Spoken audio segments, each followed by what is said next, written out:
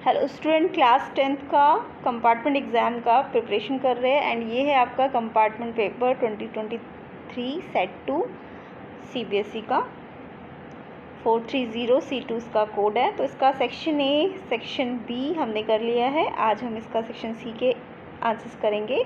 तो आपके एग्ज़ाम के पॉइंट ऑफ व्यू से इम्पॉर्टेंट है, चाहे वो सीबीएसई बोर्ड एग्ज़ाम हो या फिर आप इम्प्रूवमेंट एग्ज़ाम कर रहे हो, तो इम्पॉर्टेंट क्वेश्चन पेपर है, अच्छी तरह से इसे करेंगे। चलिए, इसके सेक्शन ए और सेक्शन बी का लिंक मैं डिस्क्रिप्शन में डाल दूँगी, वो आप चेक कर लेना। एंड मेरे समझाने के साथ साथ आप भी इसको समझ के अपने नोटबुक और पेन के साथ इसे अपने आप सॉल्व कीजिए। तो ये सब के आंसर्स आपको मिल जाएंगे एंड डिस्क्रिप्शन में लिंक में प्लेलिस्ट के लिंक्स है, उनको ज़रूर कीजिएगा आपके सीबीएसई बोर्ड एग्ज़ाम के लिए भी एंड साथ ही साथ सप्लीमेंट्री या फिर आप इम्प्रूवमेंट एग्ज़ाम की प्रिपरेशन कर रहे हो तो इम्पॉर्टेंट क्वेश्चन पेपर है।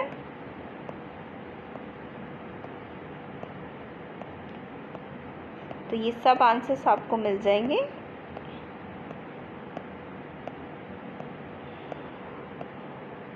चलिए, अब इसके सेक्शन सी के क्वेश्चंस को करेंगे हम। तो सेक्शन सी का क्वेश्चन नंबर 26 देखते हैं। 26 है, the length of a rectangular field is 30 metre more than its breadth and the diagonal is 60 metre more than its breadth, find the dimension of the field. तो यहाँ पे एक rectangular field है जो कि आपको बोला है कि उसकी जो लेंथ है वो ब्रेथ से 30 ज़्यादा है और जो डायगोनल है वो 60 ज़्यादा है ब्रेथ से। तो डायमेंशंस निकालनी है, डायमेंशन का मतलब लेंथ और ब्रेथ निकालनी है आपको फील्ड की। अब यहाँ पे देखिए, लेंथ भी ब्रेथ से 30 ज़्यादा और डायगोनल भी ब्रेथ से 60 ज़्यादा है, तो ब्रेथ को आप x मान लेना। इसको हम डायग्राम से इजीली समझ सकते हैं। देखिए कैसे करना है इस क्वेश्चन को।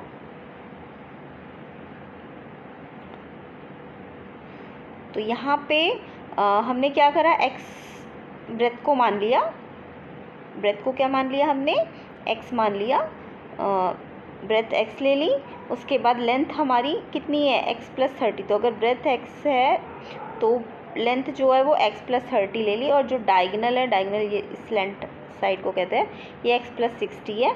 अब आपको दिख रहा है ये एक राइट एंगल ट्राइंगल है ना। राइट एंगल ट्राइंगल में आप क्या लगा सकते हो, पाइथागोरस थ्योरम लगा सकते हो। अब पाइथागोरस थ्योरम के अकॉर्डिंग जो हाइपोटेन्यूज है वो तो डायगोनल होगा ना, डायगोनल सबसे बड़ी साइड है। डायगोनल का स्क्वायर जो है वो परपेंडिकुलर स्क्वायर यानी लेंथ के स्क्वायर प्लस ब्रेथ के स्क्वायर के क्या हो जाएगा, इक्वल हो जाएगा। पाइथागोरस तो आई होप सब बच्चों को आती होगी। उसके बाद कुछ नहीं करना है, a + b का होल स्क्वायर की आइडेंटिटी से इसे आपको खोलना है। अब a + b का होल स्क्वायर की आइडेंटिटी तो सबको आती होगी, क्या होती है, a² b² a² + b² + 2ab है ना। तो यहाँ पे हमने कुछ नहीं किया है, इसकी आइडेंटिटी से हमने इसको खोला है। a का स्क्वायर प्लस b का स्क्वायर, b क्या है 60, 60 का स्क्वायर क्या है 3600 एंड 2 × a × b, 2 × a करोगे तो 2 × 60 120x हो जाएगा है ना।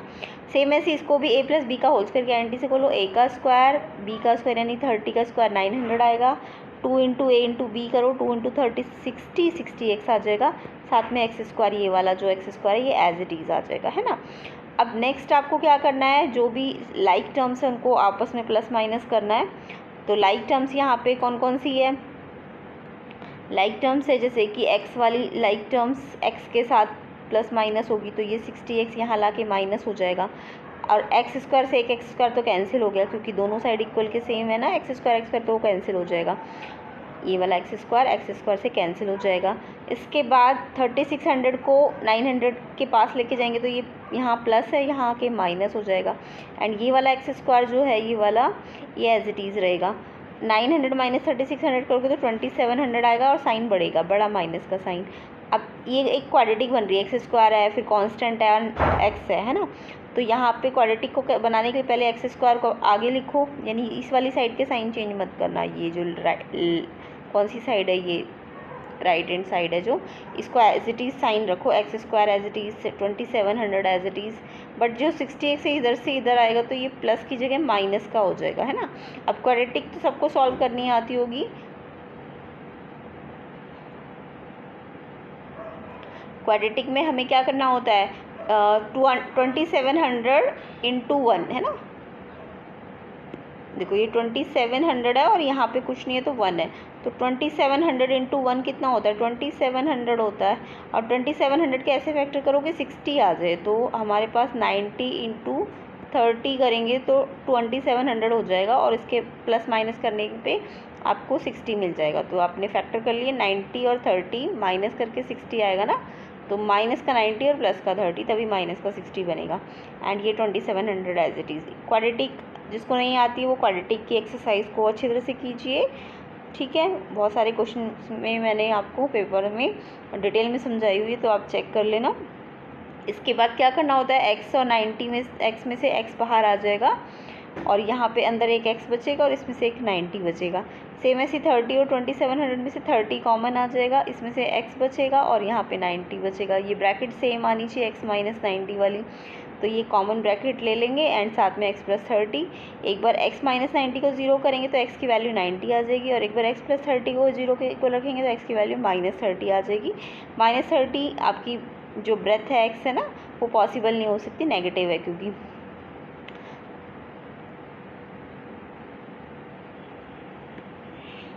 तो अब ब्रेथ आपकी कितनी आ गई, ब्रेथ आ गई आपकी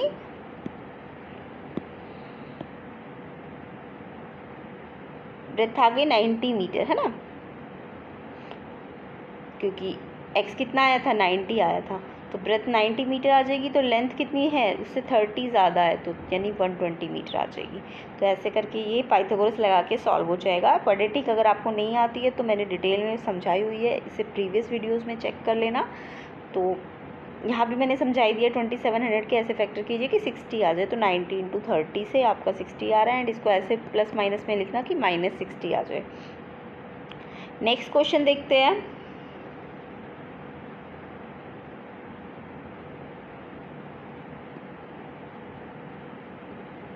नेक्स्ट क्वेश्चन है आपका 27। ये क्वेश्चन तो पक्का पेपर में आता ही आता है। प्रूव करना है 2 + 3√3 is an irrational number. It is given that √3 is an irrational number. √3 आपको इरेशनल नंबर प्रूव नहीं करना, ये तो गिवन है कि √3 इरेशनल है, ठीक है। √3 इरेशनल आपको गिवन है, आपको 2 + 3√3 इरेशनल प्रूव करना है। तो यहाँ पे तो आपको थोड़ा बहुत समझना है और थोड़ा बहुत याद भी करना होता है। तो देखिए कैसे करेंगे इस क्वेश्चन को।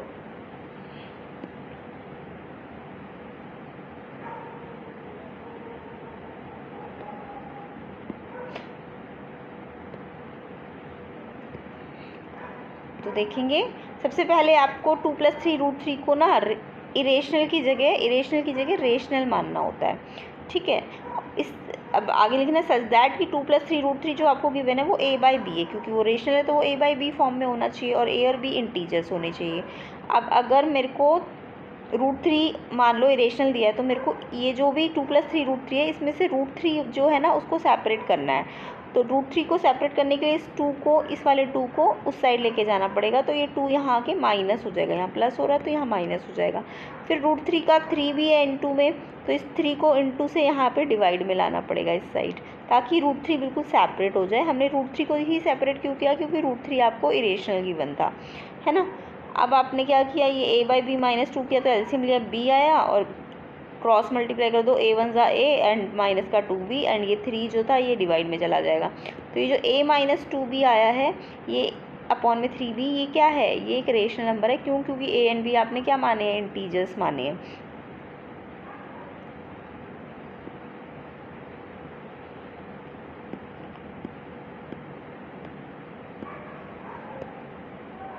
तो आगे आपने क्योंकि ये a - 2b अपॉन 3b क्या आ गया, रेशनल आ गया। इसका मतलब ये जो अगर ये रेशनल आया है a - 2b अपॉन 3b, तो √3 भी तो क्या होना चाहिए, a भी रेशनल होना चाहिए।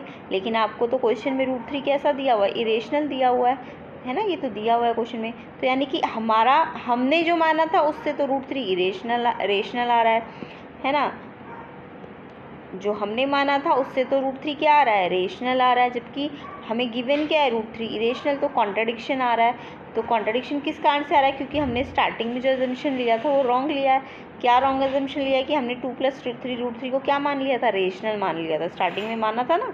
तो इसलिए अब ये कॉन्ट्राडिक्शन के कारण, ये रेशनल मानने के कारण ये कॉन्ट्राडिक्शन आया, इसलिए 2 + 3√3 कैसा होगा, इरेशनल नंबर होगा। तो ऐसे करके आपको ये स्टेटमेंट्स याद भी करनी है और समझनी भी है। चलिए नेक्स्ट क्वेश्चन पे आते हैं।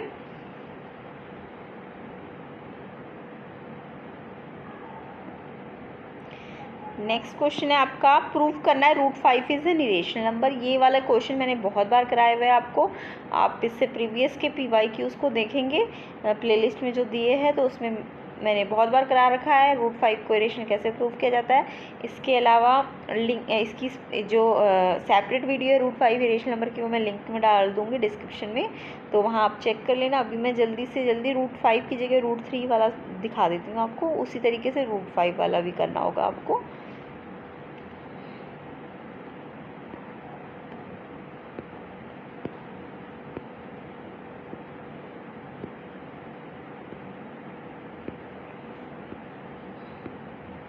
तो देखिए जैसे रूट 2 वाला है ना, ये रूट 2 और रूट 3 वाला सेम, ऐसे ही आपको रूट 5 वाला भी करना होता है। तो ये आप इसमें से समझिए, एंड अगर सेपरेटली रूट 5 वाला ही समझना है तो लिंक में मैं डिस्क्रिप्शन में जो सेपरेट वीडियो है रूट 5 वाली वो डाल दूँगी। तो ये आप ऐसे रूट 2 और रूट 3 की हेल्प से भी समझ सकते हैं कैसे स्टेटमेंट्स लिखनी है एंड कैसे करना है। चलिए नेक्स्ट क्वेश्चन पे आते हैं।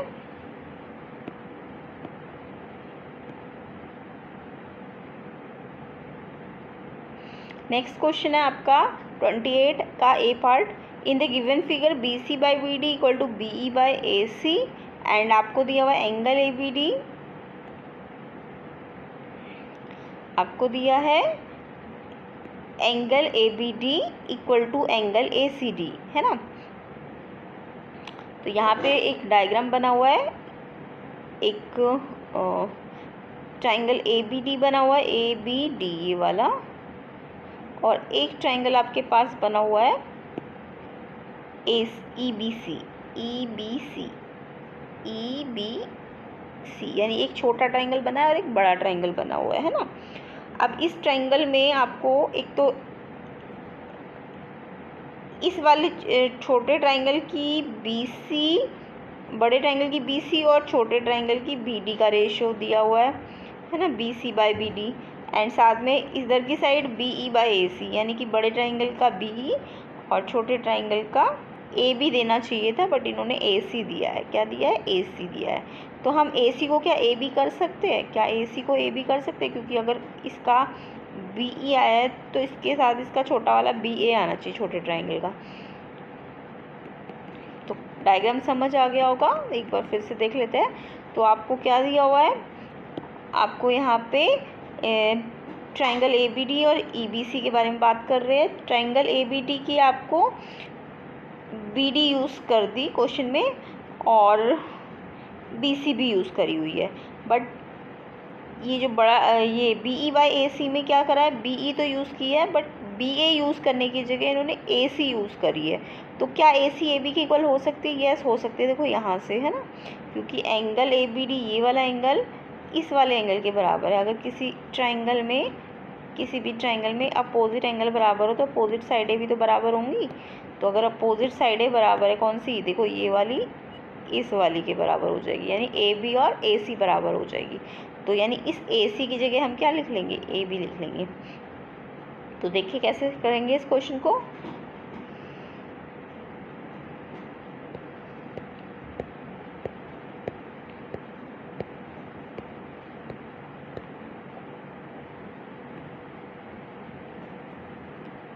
तो डायग्राम तो समझ आ ही गया होगा। तो सबसे पहले हमें एंगल ABD क्या दिया हुआ है, एंगल ABD ACD के इक्वल दिया हुआ है। तो हमने इससे क्या करा, AB और AC इक्वल कर ली है ना। और जो क्वेश्चन में एक और चीज़ दी हुई है, ये ratio BC by BD, BE by AC, तो इसका जो AC है इसकी जगह हमने AB यूज़ कर लिया।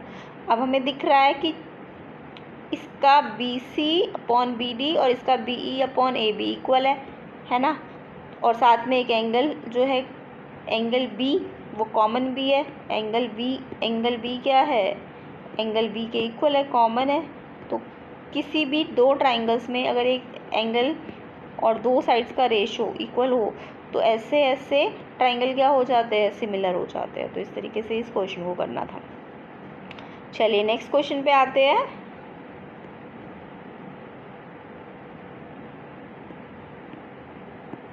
नेक्स्ट क्वेश्चन 28 का B पार्ट है, ये भी आपका सिमिलर ट्राइंगल का ही क्वेश्चन है। यहाँ भी आपको यही दिया हुआ है, दो ट्राइंगल है यहाँ भी, एक ट्राइंगल ये है और एक ट्राइंगल ये है ना।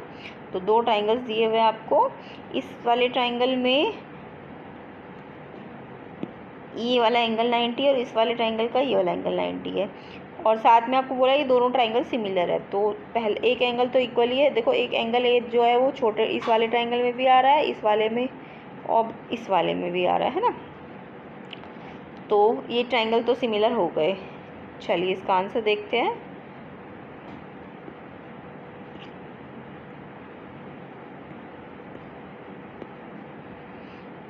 तो जैसे मैंने अभी बताया था आपको,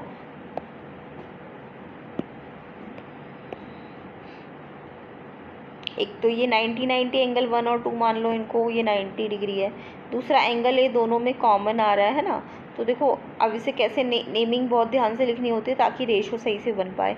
तो अगर मैं कॉमन एंगल ए से एंगल 1 पे रोटेट कर रही हूँ, एंगल ए देखो इसका एंगल ए से 1 पे रोटेट करो ट्राइंगल को ABC, तो इसका नाम अगर ABC है तो सेम ऐसे इसको भी दूसरे वाला जो ट्राइंगल है आपका उसको कहाँ से कहाँ पे रोटेट करो, एंगल ए से 2 पे, एंगल ए से 2 पे ऐसे रोटेट करना पड़ेगा। इसका नाम क्या है, AED।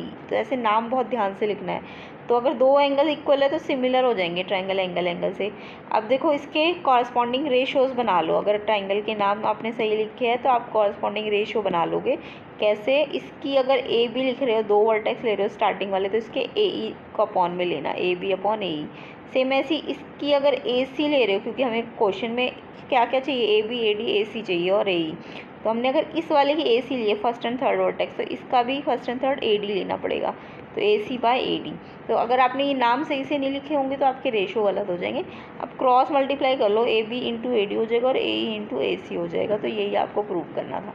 तो आई होप ये क्वेश्चन भी आपको समझ आ गया होगा। नेक्स्ट क्वेश्चन पे आते हैं।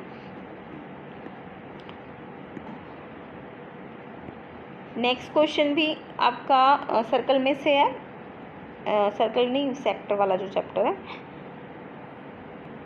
तो यहाँ पे आपको दिख रहा है एक सर्कल छोटा बना रखा है, एक बड़ा सर्कल बना रखा है। छोटे की सर्कल की रेडियस OA जो है वो 3 सेंटीमीटर है और बड़े की OB 6 है ना। तो OA छोटी रेडियस हो गई और OB आपकी OB यहाँ से यहाँ तक है ना।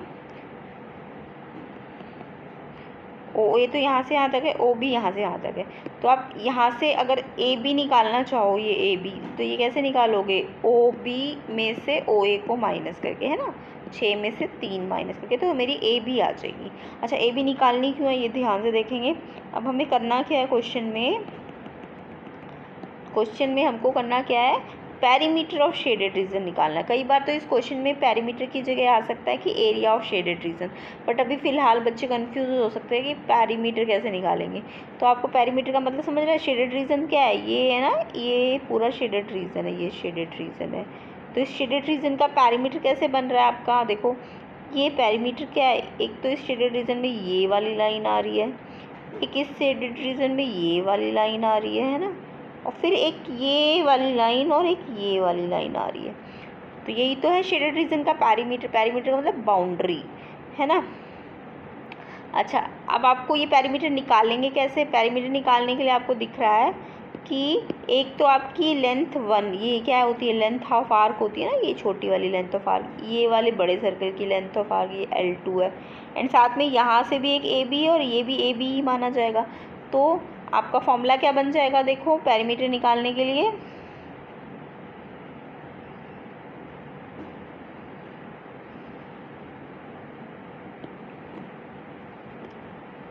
तो डायग्राम समझ आ गया होगा। अब पेरीमीटर निकालने के लिए फॉर्मूला क्या बनेगा आपका, लेंथ 1 प्लस लेंथ 2, पहली arc length of arc, second length of arc, और AB का डबल लेना। और AB मैंने आपको बताया था, AB कैसे निकलेगा, ये AB कैसे निकलेगा, OB में से OA को माइनस करके। अब लेंथ ऑफ आर्क का फॉर्मूला तो सबको आता होगा, 2πr थीटा बाई 360 होता है। लेंथ ऑफ आर्क का फॉर्मूला क्या होता है, 2πr थीटा बाई 360। अब यहाँ पे लेंथ L1 लिया है तो R1 लेना पड़ेगा, और L2 के लिए यहाँ पे R2 लेना पड़ेगा आपको, ठीक है। और 2π थीटा बाई 360 इन दोनों में से कॉमन आ सकता है, वो बाहर ले लो। अंदर क्या बचा है, इसमें से R1 और इसमें से क्या बचेगा R2, एंड ये 2 into OB minus OB 6 minus 3 आ जाएगा, ये 2 3 6 हो जाएगा। अब नेक्स्ट आपको क्या करना है,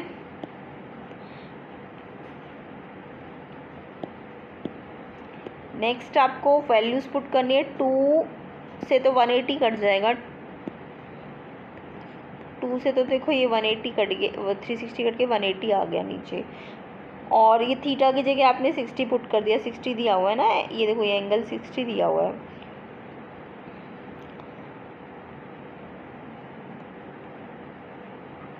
ये वाला एंगल कितना दिया हुआ है आपको, 60 दिया हुआ है ना ये, तो थीटा आपका 60 है। अपॉन में 180, ये भी कट जाएगा 60 से 183 पे। अच्छा, ये पाई की वैल्यू चाहे आप 22/7 ले लो, नहीं तो क्वेश्चन में आपको 3.14 रखने को कहिए तो आप वो भी रख सकते हो, ठीक है, वो रख लेना। एंड ये रेडियस 1 छोटी वाली 3 है एंड रेडियस 2 6 है, इनको प्लस करना है क्योंकि यहाँ ये प्लस हो रहा था बट यहाँ ये माइनस हो रहा है तो इसलिए 3 आया। अब 3 6 प्लस करके 9 और ये इससे मल्टीप्लाई हो गया 22/7 3 21 से, और फिर ये 3 से ये मल्टीप्लाई हो रहा है तो ऊपर नीचे कट जाएगा, 3 3 जा 3 7 जा, बट ये 2 3 6 आपस में मल्टीप्लाई होके यहाँ प्लस होंगे, तो पहले प्लस नहीं करना, पहले मल्टीप्लाई करना है। तो 22 3 जा 66/7 में प्लस 6 करोगे तो एलसीएम लेके, आपको एलसीएम लेके करना ही आता होगा, 108/7 आ जाएगा, और इसे 7 से लास्ट में डिवाइड कर सकते हो। तो इस तरीके से ये क्वेश्चन होता।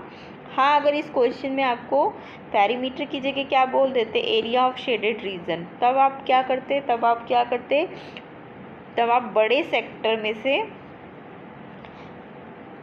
बड़े सेक्टर के एरिया में से छोटा सेक्टर का एरिया क्या कर देते, माइनस कर देते, ठीक है। बड़े सेक्टर के एरिया में से छोटा सेक्टर का एरिया माइनस करता है। बड़े सेक्टर का एरिया का फॉर्मूला क्या होता, अगर यहाँ क्वेश्चन में एरिया होता तो बड़ा सेक्टर का एरिया कैसे निकलता, सेक्टर का एरिया क्या होता है, πr² थीटा बाय 360 माइनस यहाँ पे r1 लेते एंड πr2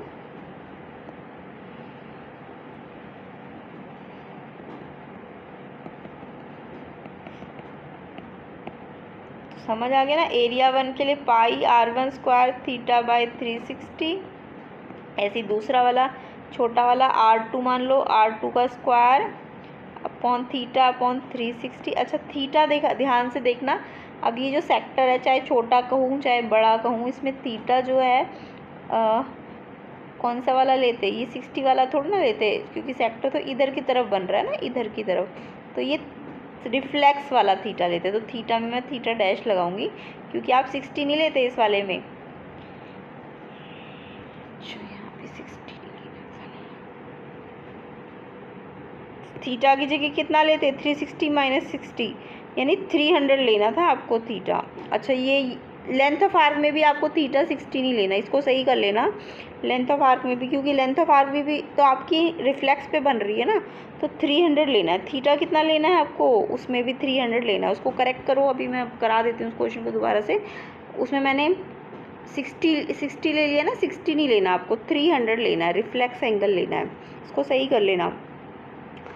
तो यहाँ पे चाहे एरिया का क्वेश्चन होता तो भी थीटा की जगह आप 300 लोगे, और ये जो लेंथ ऑफ आर्क से मैंने क्वेश्चन किया है पैरीमीटर वाला वो भी आपको उसमें थीटा की जगह 300 लेना है।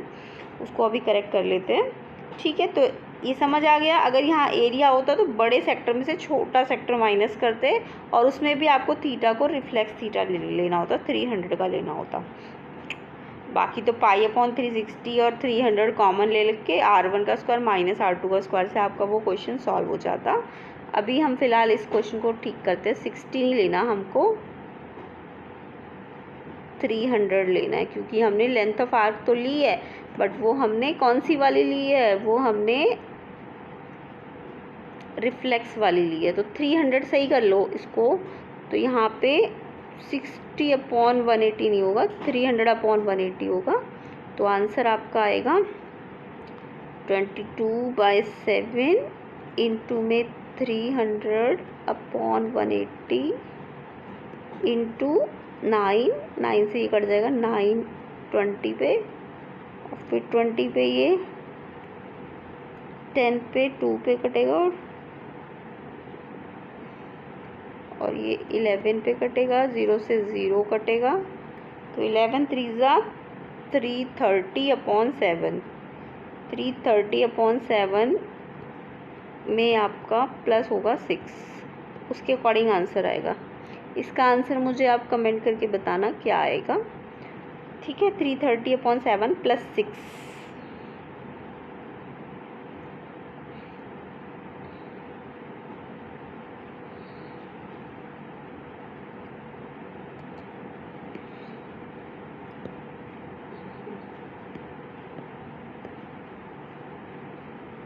तो ये बच्चों को पता चल गया होगा। थीटा की जगह आपको रिफ्लेक्स यूज़ करना है, 300 यूज़ करना है, यहाँ पे थीटा नहीं रखना, रिफ्लेक्स थीटा रखना है, ठीक है। रिफ्लेक्स थीटा रखना है 300 का। तो 300 के अकॉर्डिंग आंसर आएगा आपका 22/7 × 300/180 × 9 प्लस का वो तो ठीक था, 2 3 जा 6 ही आएगा वहाँ की साइड। तो ये कट गया 0 से 0, 9 से ये कट गया 2 पे, 0 से 0 कटा,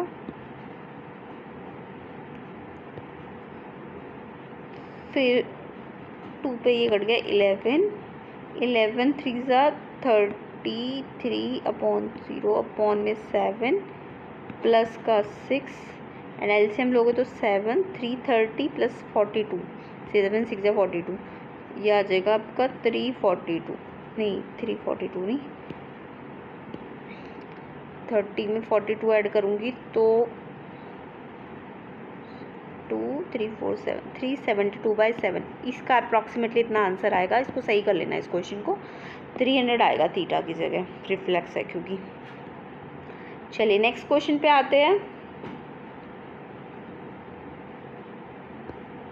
नेक्स्ट क्वेश्चन आपका ट्रिग्नोमेट्री में से है, प्रूफ करना है tan θ/1 - cot θ + cot θ/1 - tan θ = 1 + sec θ cos sec θ। ये आपका एनसीईआरटी का ही क्वेश्चन है, अच्छा क्वेश्चन है, इंपॉर्टेंट क्वेश्चन है। एनसीईआरटी के एक्सरसाइज 8.3 या 8.4 में जो भी प्रूफ वाले क्वेश्चन है, न्यू बुक में 8.3 है शायद, तो वो आपको अच्छी तरह से सारे क्वेश्चन करने हैं। चलिए देखते हैं इस क्वेश्चन को कैसे सॉल्व करेंगे।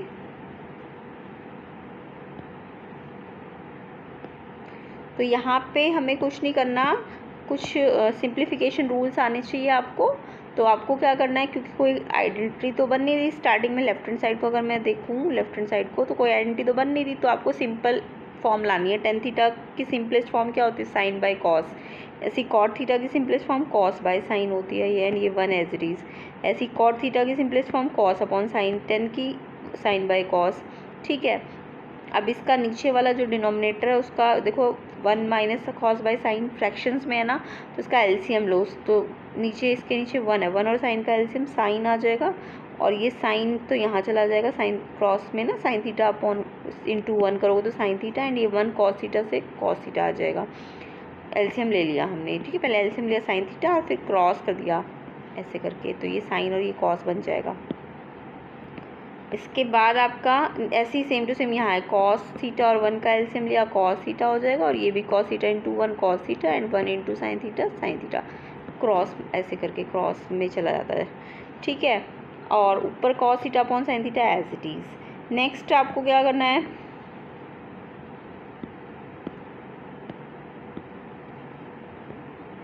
नेक्स्ट आपका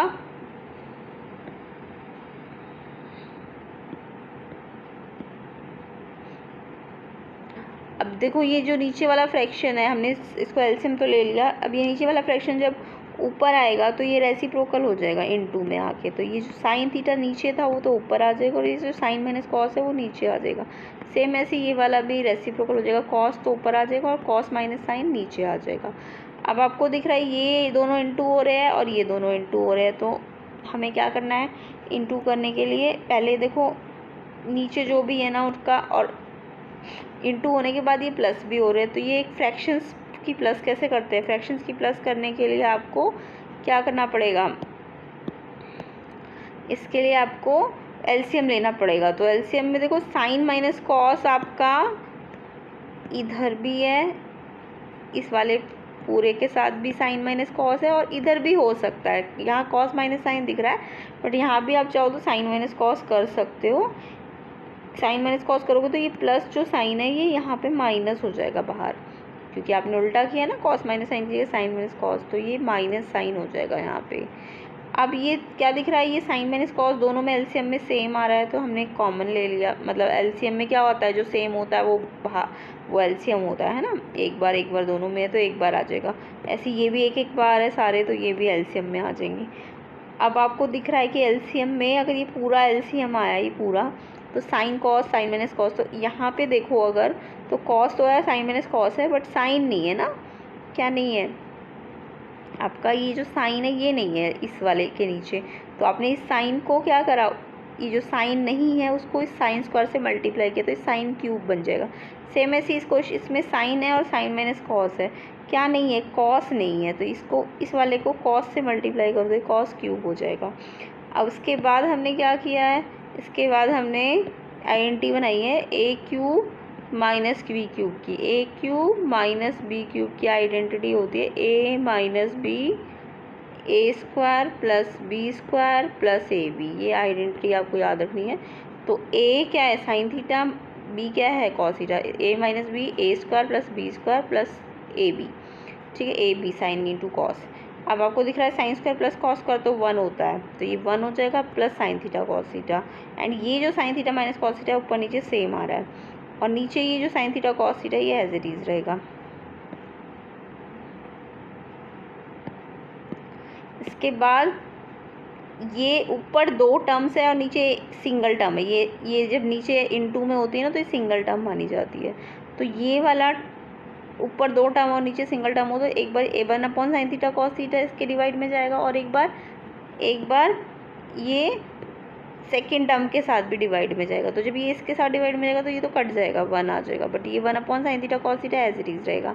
अब 1 बाई साइन थीटा आपको पता है कॉसेक थीटा होता है, और 1 by cos theta sec theta होता है। आपस में ये इनटू हो रहे तो ये इनटू हो जाएगा, एंड ये 1 एज इट इज़ आ जाएगा। तो यही तो आपको प्रूव करना था, तो इस तरीके से ये प्रूव हो जाएगा। तो आई होप ये समझ आ गया होगा आपको। नेक्स्ट क्वेश्चन पे आते हैं।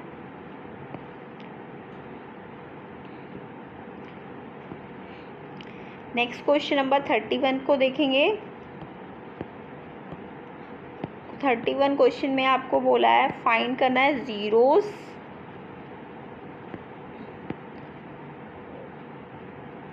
Find zeros of the polynomial आपको दिया हुआ है 4x square plus 17x minus 15, and last में इसको बोला वेरीफाई जो करो जो जीरोस आएंगे उनकी और कोफिशिएंट्स की रिलेशनशिप को।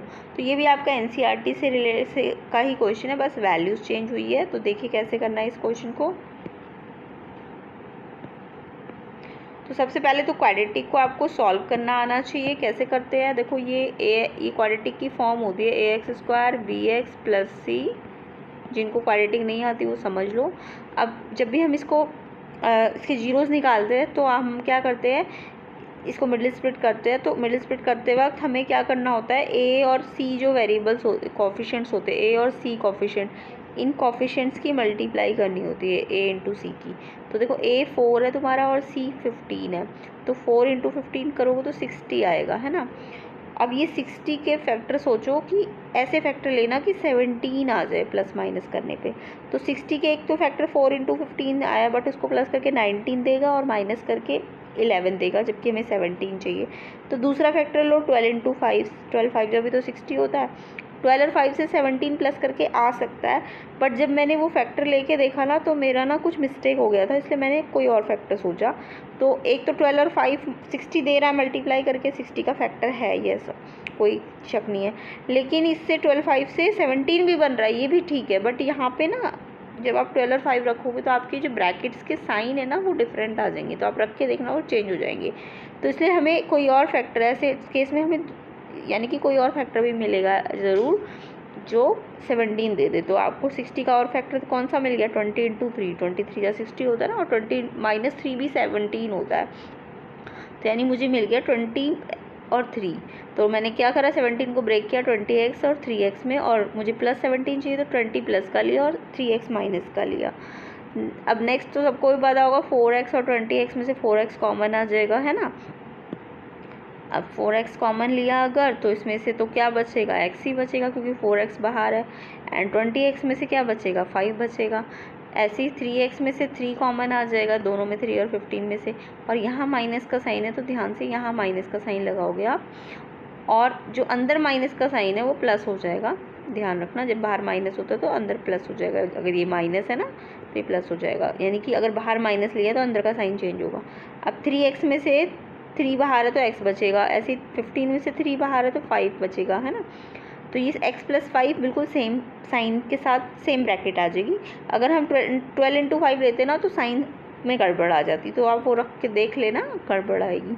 अब देखो x + 5 कॉमन ले लेंगे एंड 4x - 3 बाहर ले लेंगे, मतलब बचेगा कॉमन अगर x + 5 ले ले। तो एक बार 4x - 3 को 0 के इक्वल रखेंगे, एक बार x + 5 को 0 के इक्वल रखेंगे, तो इससे एक x 3/4 आ जाएगा और एक x + 5 है तो ये -5 आ जाएगा।